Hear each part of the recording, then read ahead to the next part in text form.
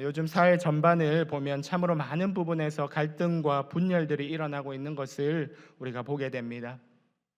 세대 간의 갈등, 남녀 간의 갈등, 이념 간의 갈등, 동서 간의 갈등, 남북 간의 갈등, 심지어는 명절 때 가족들 간에도 갈등과 다툼으로 인해서 큰 어려움을 당하는 것을 종종 뉴스를 통해서 우리가 접하곤 합니다.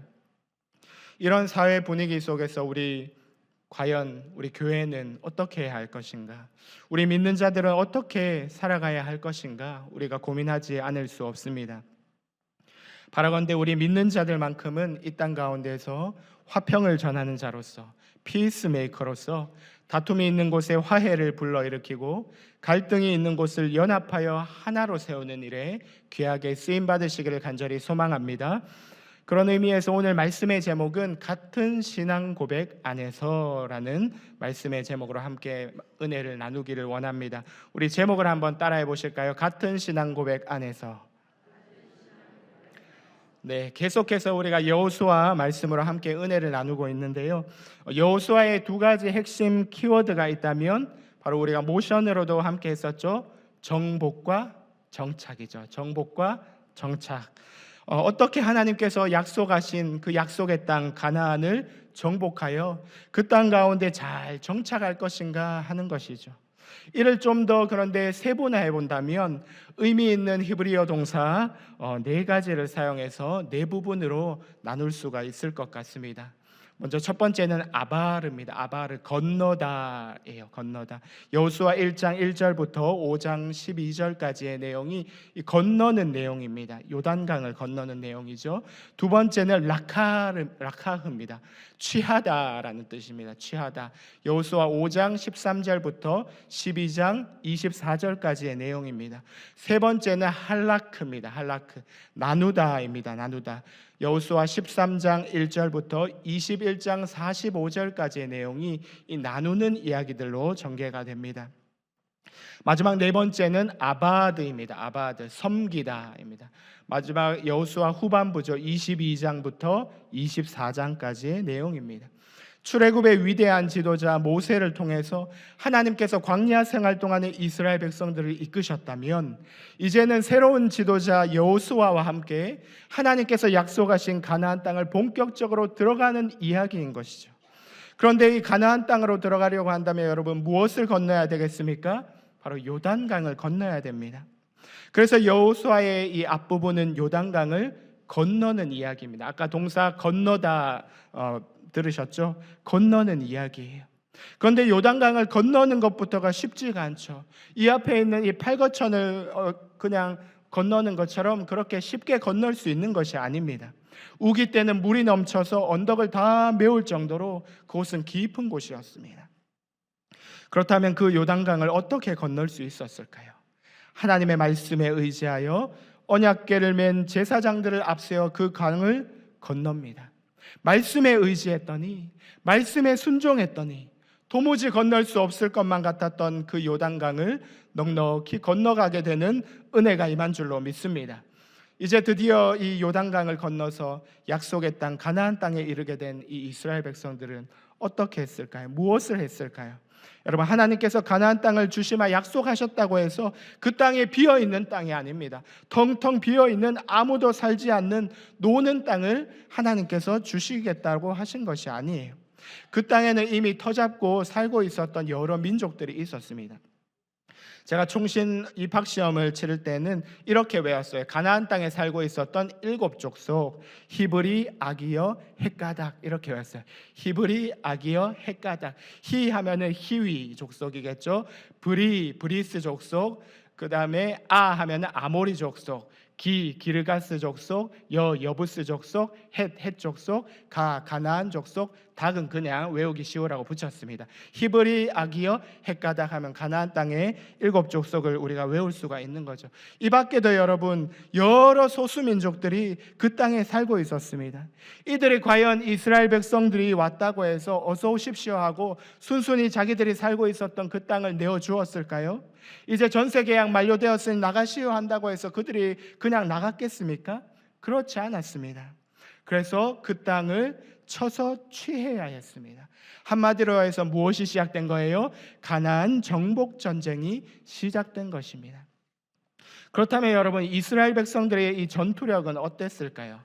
민수기 1장에 등장하는 출애굽 당시의 1차 인구조사에 따르면 전쟁을 할 수 있는 20세 이상의 남자 장정들이 몇 명이었느냐? 60만 3,550명이었습니다. 자, 그런데 이제 가나안 땅을 눈앞에 두고 가나안 땅에 들어가기 전 모압 평지에서 실시한 두 번째 인구조사를 했더니 몇 명이 남았습니까? 60만 1,730명입니다. 60만 1,730명. 약 60만 명의 전쟁에 나갈 수 있는 20세 이상의 남자 장정들이 있었던 거죠. 여러분, 우리나라가 예전에는 현역이 몇만이라고 했어요? 한 60만 명 정도 된다고 했어요. 자, 그래서 제가 최근에 찾아봤더니 몇 명 정도가 있을 것인가, 과연 60만 명 비슷하게 있을 것인가 봤더니 육해 공군을 합쳐서 오늘날에는 약 46만 8천 명, 많이 줄었죠. 약 46만 8천 명이라고 하더라고요. 수적으로는 많이 줄어든 것 같아요. 그런데 여러분, 우리나라의 군사력이 어느 정도인 줄 아십니까? 여러분, 놀라지 마세요. GFP, 세계 군사력을 조사하는 단체가 있는데, 이 GFP의 조사에 따르면 2025년 현재 우리나라의 군사력은 여러 가지를 합산해 보았을 때 우리나라의 군사력은 어느 정도냐? 세계 5위입니다. 세계 5위. 별로 안 놀라시네요. 그 정도 될 것 같았다 이런. 미국, 러시아, 중국, 인도 다음이 대한민국이에요. 대한민국. 여러분, 오늘부터 두 발 쭉 뻗고 주무시기 바랍니다. 우리나라가 생각보다 안전합니다. 강합니다. 자, 그런데 여러분, 이 이스라엘 백성의 군사력을 보면 과연 우리나라처럼 그 정도의 수준이었을까요? 그렇지 않습니다. 그들은요, 제대로 군사 훈련을 받은 사람들이 아니었어요. 실전 경험도 많지 않았습니다. 광야 생활을 겪으면서 체력적으로도 많이 지쳐있는 상태 가운데 있었습니다. 여러모로 불리한 상황 가운데서 그들이 정복 전쟁을 치러야 했습니다. 그들의 힘으로는 이 가나안 땅을 정복한다라고 하는 것이 도무지 불가능한 일이었습니다. 그러나 여러분, 실질적으로 전쟁을 치르는 것은 그들일지 모르지만 누가 그들과 함께 하십니까? 누가 이 전쟁을 주도해 나가세요? 바로 여호와 하나님이 이 전쟁을 주도해 나가시는 줄로 믿습니다. 그러므로 이 전쟁은 누구의 것입니까? 바로 하나님의 전쟁입니다. 여호와 하나님의 전쟁, 하나님이 이끌어 가시는 싸움인 것입니다.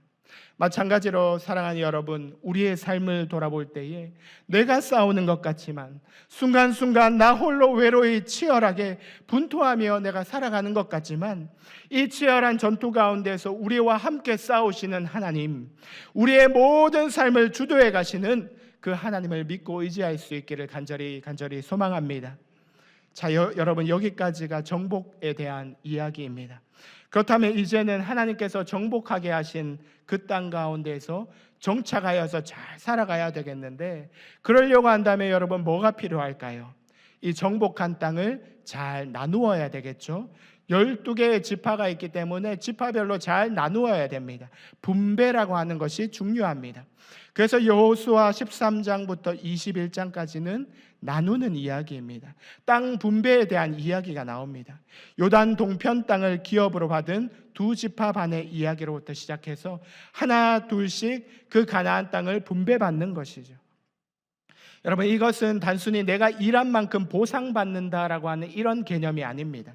하나님의 약속을, 다시 말해서 하나님의 언약을 기업으로 받는 것입니다. 그래서 그 유명한 갈렙의 믿음의 선포, 믿음의 요구가 나오지 않습니까? 이 산지를 누구에게 달라고요? 내게 주소서. 이 산지를 내게 주소서. 하나님의 그 약속의 말씀을 여러분 사모하지 않고는 그런 고백이 나올 수가 없는 것입니다. 간절히 바라기는 올 한 해 우리 사랑하는 성도님들 여러분들의 개인과 가정과 일터와 여러분이 속한 모든 공동체마다 하나님의 약속을 기업으로 받는 은혜가 있으시기를 주님의 이름으로 축원합니다. 날마다 하나님의 약속의 말씀을 붙드시고 그 약속의 말씀이 내 삶 가운데 이루어지기를 간절히 사모하며 나아가는 여러분들 되시기를 간절히 소망합니다. 이제 여호수아 21장을 마지막으로 해서 이 정복한 가나안 땅의 분배가 끝이 납니다.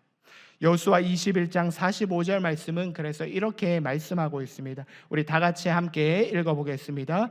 여호와께서 이스라엘 족속에게 말씀하신 선한 말씀이 하나도 남음이 없이 다 응하였더라. 아멘. 사랑하는 여러분, 하나님의 말씀은 언제나 선하신 줄로 믿습니다. 하나님의 말씀은 언제나 내 삶 가운데 가장 필요한 말씀으로 응답하시고 있는 줄로 믿습니다.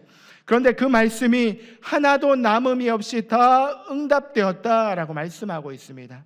오늘 저와 여러분이 우리의 삶 가운데에서 믿고 붙잡아야 할 사실은 하나님의 말씀이 내 삶 가운데 반드시 응답된다는 사실, 내 삶 가운데 놀랍도록 역사하신다는 사실, 이 사실을 우리가 믿고 붙잡아야 될 줄로 믿습니다. 저는 이 사실을 믿습니다. 왜냐하면 제 삶에 지나온 순간들을 이렇게 돌아볼 때마다 하나님이 주셨던 그 말씀들이 다 응답되었어요. 중요한 순간마다 말씀을 통하여서 저에게 약속하시고 응답하시고 역사하셨던 것들 제가 제 몸소 체험했기 때문에 이 믿음이 저와 저의 삶 가운데 자리 잡고 있는 것이죠. 저는 이 자리에 있는 여러분들도 각자에게 주신 하나님의 말씀이 있는 줄로 믿습니다.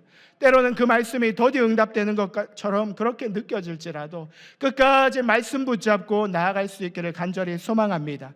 하나님의 말씀은 하나도 땅에 떨어지지 아니하고 반드시 응답되어지는 줄로 믿습니다. 이처럼 정복한 땅을 모두 분배하고 난 후에 여호수아는 각 지파들을 각자에게 분배한 그 땅으로 돌려보냅니다. 특별히 22장은 요단 동편에 이 땅을 기업으로 받은 두 지파 반의 이야기를 담고 있습니다. 르우벤 지파, 갓 지파, 그리고 므낫세 반 지파. 이 지파들은 요단강을 건너기 전에 요단 동편에서 이미 그들의 기업을 분배받았습니다. 그 땅을 성경에서는 길르앗이라고 합니다. 길르앗. 이 땅은요, 초목과 수풀이 잘 갖춰져 있고 비교적 물이 풍부한 땅이었습니다. 특히 이곳에서 나는 향유는 아주 품질이 우수하기 때문에 여러 나라들로 세계 각국으로 수출이 되었는데, 그래서 길르앗의 향유라는 말이 생겨났습니다. 그런데 여러분, 이 두 지파 반, 르우벤 지파, 갓 지파, 므낫세 반 지파, 이 사람들은 어떤 사람들이었을까요? 그들은 이미 요단 동편에 자신들의 땅을 이미 분배받은 사람들이었습니다. 그럼에도 불구하고 요단 서편, 즉 가나안 땅을 정복할 때 자기의 동족들과 함께 전쟁에 참여했던 이들이었습니다. 우리는 이미 땅을 분배받았으니까, 이미 하나님의 기업을 받았으니까 그 다음부터는 우리의 일이 아니다, 내 일이 아니다, 그렇게 하고 외면할 수도 있었지만 그들은 그렇게 하지 않았습니다.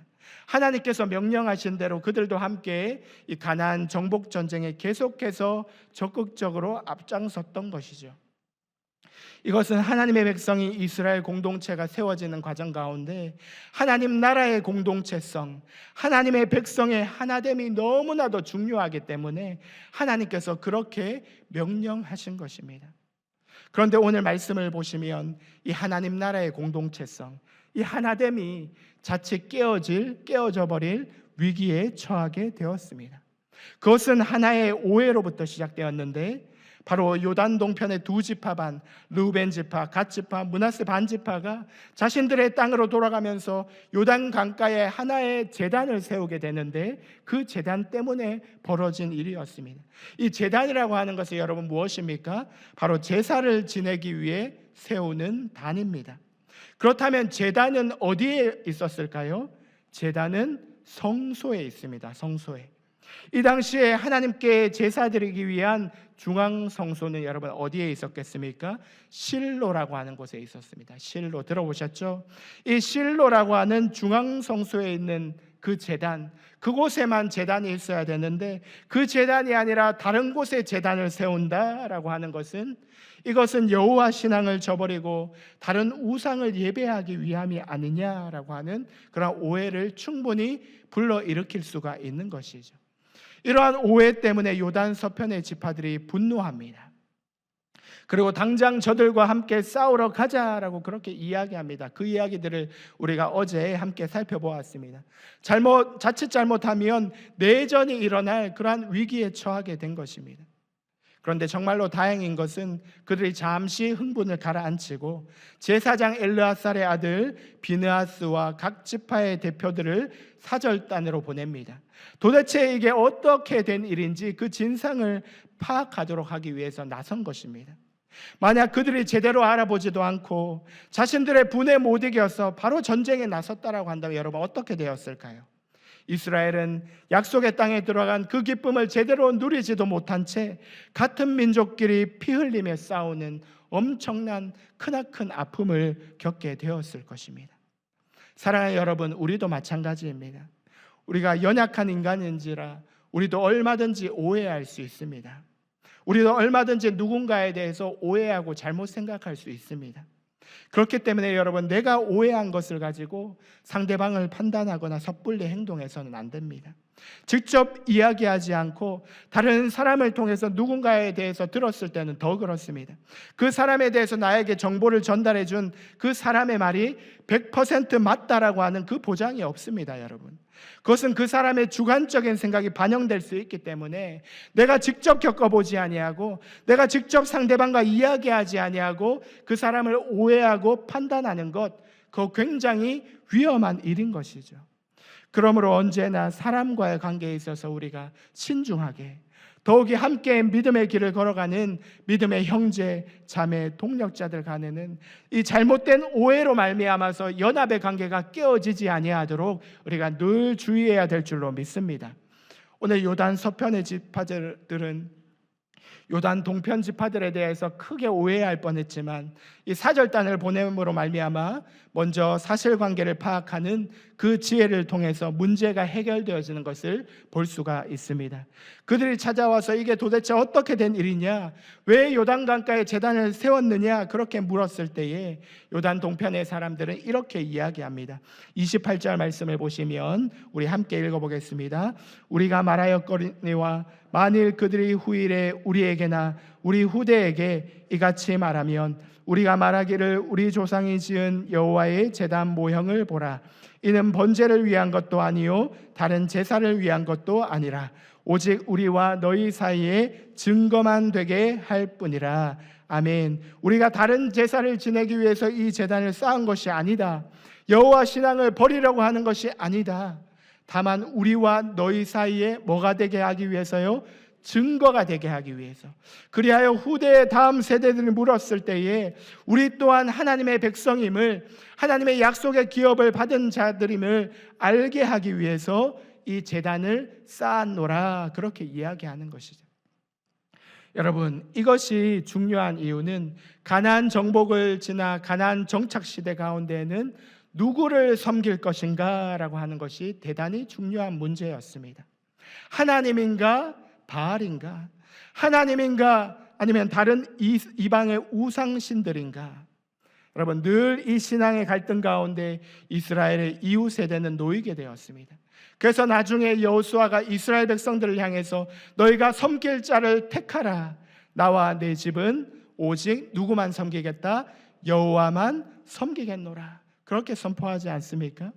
만약에 요단 동편의 지파들이 여호와의 신앙을 버리고 다른 우상신을 예배하기 위해 그 제단을 쌓았다면 이것은 정말로 전쟁을 불사하고라도 막아내야 하는 것이었습니다. 그러나 그들이 여호와의 신앙을 버리고 우상신을 섬기기 위해 그 제단을 쌓은 것이 아니라 오히려 우리 또한 하나님의 백성임을 증거로 삼기 위해서 그 제단을 쌓았다라는 말을 통해서 요단 동편과 서편의 지파들의 오해가 풀리게 된 거예요. 그리고 그들이 이 말을 좋게 여겼다라고 성경은 말씀하고 있습니다. 그래서 오늘 34절 말씀을 보시면 그 제단의 이름을 에시라고 불렀습니다. 그 이름의 뜻은 여호와께서 하나님이 되시는 증거라는 뜻이에요. 사랑하는 성도 여러분, 우리의 삶 가운데에도 이처럼 하나님의 하나님 되심의 증거들이 하나하나씩 쌓여갈 수 있기를 간절히 소망합니다. 나의 인생에 지나온 순간들을 돌이켜 볼 때마다 인생의 크고 작은 사건들 가운데에서 하나님께서 나를 이렇게 인도해 주셨지, 나를 이렇게 건져 주셨지, 하나님의 선하심과 그 위대하심이 우리의 삶 가운데, 우리의 가슴 가운데 늘 기억되어지기를 간절히 소망합니다. 뿐만 아니라 우리의 삶 가운데 역사하신 그 하나님의 하나님 되심의 증거와 흔적들이 우리 안에 남아서 우리의 자녀들에게, 우리의 믿음의 다음 세대들에게 전해지고 보여질 수 있기를 간절히 소망합니다. 여러분, 부모는 자녀의 거울입니다. 부모의 모습을 통해서 우리 자녀들이 하나님을 보게 될 것입니다. 저와 여러분들의 모습을 통해서 우리의 자녀들이 하나님께서 살아계심을 보게 될 것이고 알게 될 것입니다. 그런데 내가 우리 자녀들에게 보여줄 것이 없어요. 그 믿음의 흔적들을, 그 믿음의 증거들을 보여줄 게 없습니다. 그러면 얼마나 여러분 참으로 부끄러운 일입니까?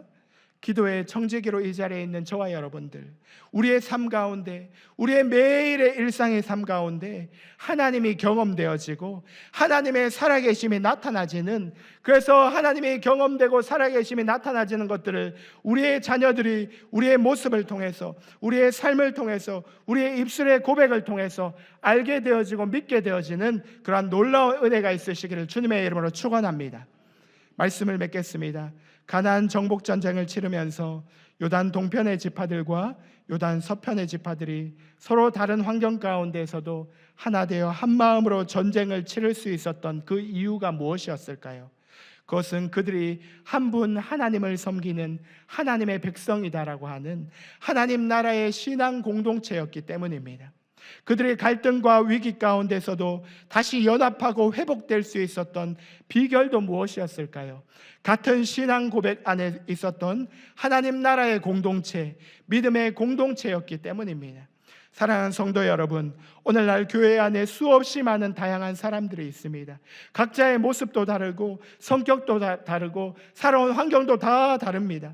때로는 이들과 함께함이, 이 다름이 불편하게 느껴지기도 하고 나와 잘 맞는 사람들하고만 같이 신앙생활하고 싶은 그러한 충동들이 우리 안에 불일 듯이 일어나기 마련입니다. 그러나 교회가 다 비슷한 사람들, 다 잘 맞는 사람들로만 채워진다라고 한다면 여러분, 그런 교회는 존재하지도 않을 것이고 그 교회는 건강한 교회가 될 수 없습니다. 교회는 이런 여러 다양한 사람들이 서로를 향한 배려와 섬김과 헌신을 통해서 아름답게 세워지는 줄로 믿습니다. 그러므로 우리는 이러한 다양성 가운데서도 함께 연합하고 하나 되는 하나님 나라의 공동체성을 우리가 회복해야 할 줄로 믿습니다. 그러나 여러분, 이러한 다양성, 여러 다양한 사람들이 모여있지만 그 가운데서도 반드시 통일되어야 하는 것이 있는데 그것은 바로 우리의 신앙 고백입니다. 예수 그리스도를 향한 우리의 신앙 고백, 하나님 나라 백성으로서의 우리의 신앙 고백, 이것이 반드시 통일되어야 합니다. 반드시 일치되어야 합니다. 여기 이 자리에 있는 우리 모두가 진리의 말씀 위에 복음으로 무장하여 같은 신앙 고백 안에 거할 때에 성령의 하나 되게 하시는 역사로 말미암아서 우리 모두가 함께 연합되어질 줄로 믿습니다. 하나 되어서 하나님께서 맡겨주신 이 시대 가운데에서 우리 교회 가운데 맡겨주신 그 사명 향해서 우리가 달려가게 될 줄로 믿습니다. 2월 한 달도 우리 사랑하는 성도 여러분, 진리의 말씀 위에 굳게 서시고 흔들리지 아니하는 믿음으로 나아가시는 우리 사랑하는 성도님들 다 되시기를 주님의 이름으로 축원합니다. 아멘. 우리 함께 말씀 기억하면서 함께 찬양으로 고백했으면 좋겠습니다. 세상의 유혹 시험이 우리 가운데 몰려온다 할지라도 나의 힘으로는 그것을 이길 수 없지만 이 전쟁이 하나님의 전쟁이기에 우리가 능히 이길 수 있는 줄로 믿습니다. 함께 찬양하겠습니다.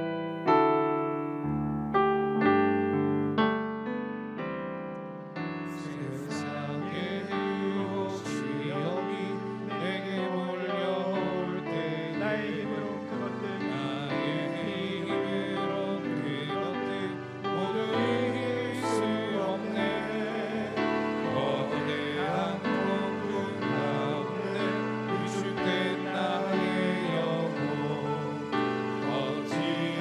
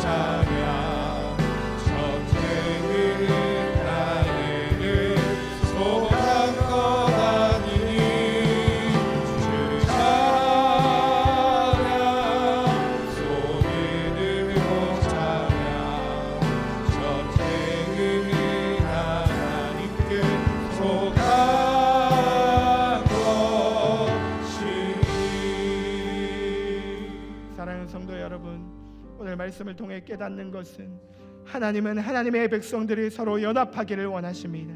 치열하게 분투하며 살아가는 그 믿음의 삶 가운데 우리를 홀로 내버려 두지 않으시고 하나님께서 개입하셔서 그 믿음의 싸움을 직접 치러주실 뿐만 아니라 우리에게 믿음의 많은 동력자들을 붙여주셨습니다. 우리가 같은 신앙 고백 안에서 서로 연합하게 하시고 하나 되게 하시고 이 땅에서 화평케 하는 자로 진리의 말씀 위에 든든히 서서 복음을 전하는 자로 살아가게 하여 주시옵소서. 어떠한 사탄 마귀의 미혹이 우리 가운데 있다 할지라도 진리 위에 든든히 서 있게 하여 주옵소서. 간절히 우리가 소망하는 마음 가지고 주님의 이름을 간절히 부르시고 합심하여 기도하겠습니다. 주여,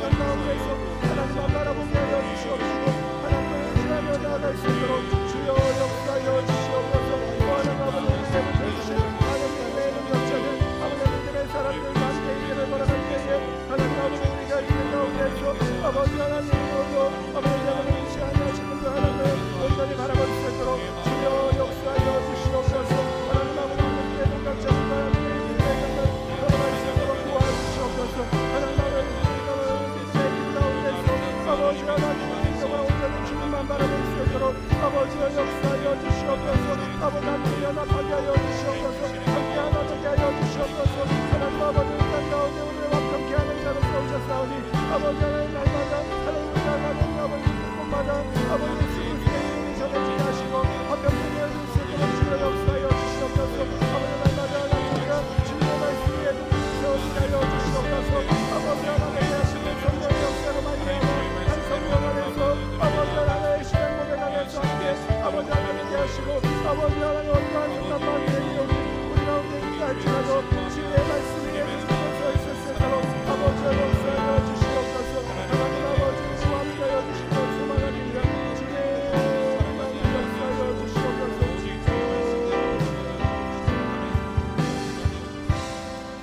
우리 시간 한 번 더 기도할 때에 우리 교회와 가정을 위해서 함께 기도하기를 원합니다. 우리 모든 성도님들의 삶 가운데 신앙의 내면화가 온전히 일어나게 하여 주시옵소서. 우리가 머리로만 아는 하나님, 지식 속에만 머무르는 하나님이 아니라 우리의 삶 가운데 하나님의 하나님 되심에 증거되어지고 매일의 삶 가운데 하나님의 살아계심을 목도하는 신앙생활이 되게 하여 주시옵소서.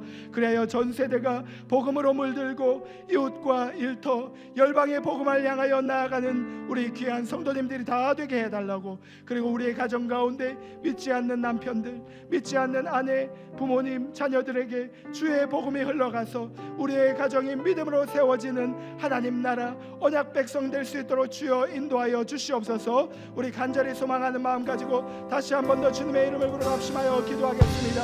주여, 주여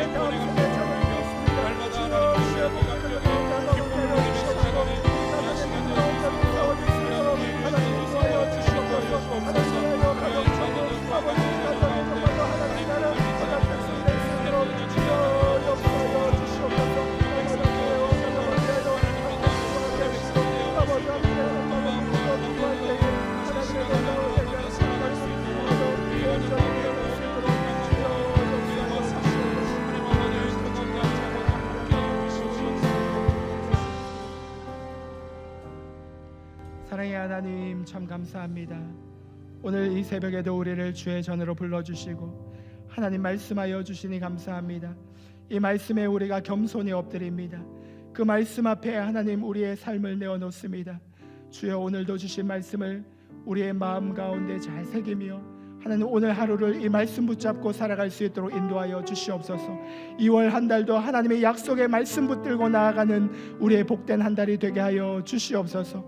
하나님 아버지, 한 성령 안에서 하나의 신앙 고백 안에서 하나님의 백성으로 우리가 하나 되게 하시고 연합되게 하셨사오니 함께 믿음의 길을 걸어가는 우리 부강 목장의 모든 공동체가 주 안에서 하나 되게 하여 주시옵시고 함께 이 믿음의 길을 걸어갈 때에 언제나 주님만 바라보며 믿음의 길을 걸어가는 복된 우리의 걸음들 다 될 수 있도록 주여 인도하여 주시옵소서. 우리의 다음 세대까지 이 믿음이 흘러가기를 소망합니다. 이 복음이 우리의 믿지 않는 남편, 우리의 믿지 않는 아내, 믿지 않는 부모님, 믿지 않는 자녀들에게까지 주의 복음이 흘러가게 하여 주셔서 우리 가정이 하나님 아버지 우리가 속한 모든 공동체가 하나님 나라 언약 백성 될 수 있도록 주여 역사하여 주시옵소서. 그렇게 하실 주님을 찬양하며 감사드리며 예수님의 이름으로 기도합니다. 아멘. 우리 함께 오늘 주신 말씀과 개인의 기도 제목을 가지고 기도하시다가 자유롭게 돌아가시겠습니다.